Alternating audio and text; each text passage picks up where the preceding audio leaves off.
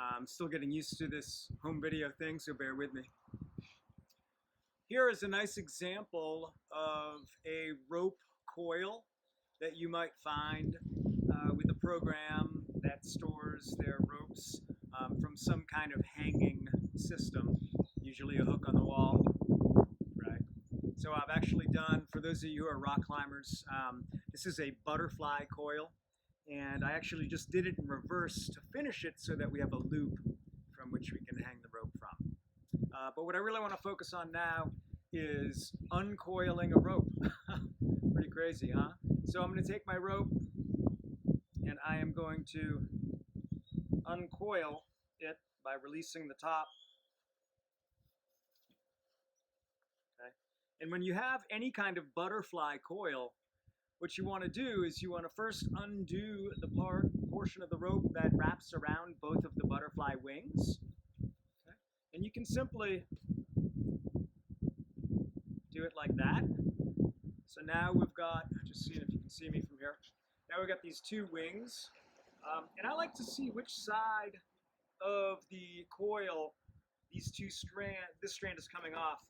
Since this is the middle of the rope, it's not as important, but I'll put that down.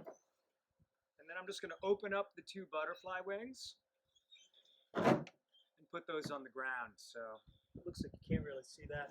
I'm just going to move that out. So you can see I've opened the wings and laid it on the ground.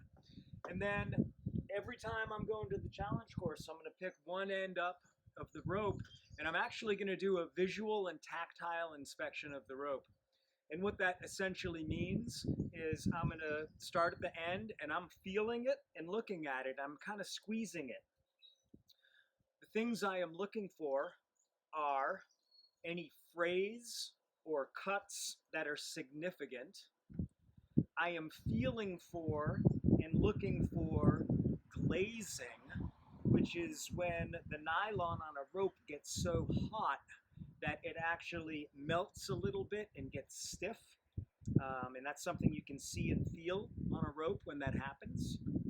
That usually happens from rope to rope contact. In addition, I am feeling it primarily for core shots, which means that the kern or the core of the rope has been damaged. But because these ropes are kern mantle and have two sections, a core and a sheath, a kern and a mantle, you might not see that the core is damaged because it's got an external part of the rope.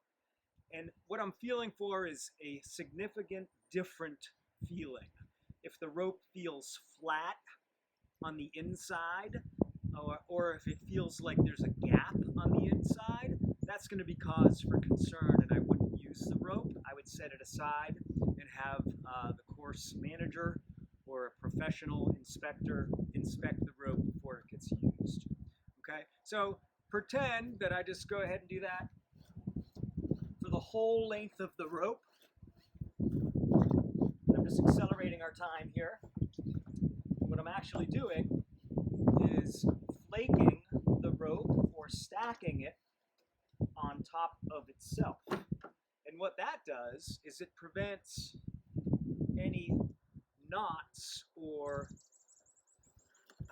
knotted up sections of the rope to come out at an inopportune moment. So now the rope is flaked out or stacked. I'll move it so you can see it on the ground.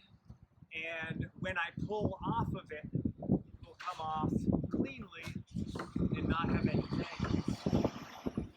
Okay, so again, this is flaking out or stacking the rope. It's simply putting it on top of itself so that when you pull it from the top end, it doesn't get caught up or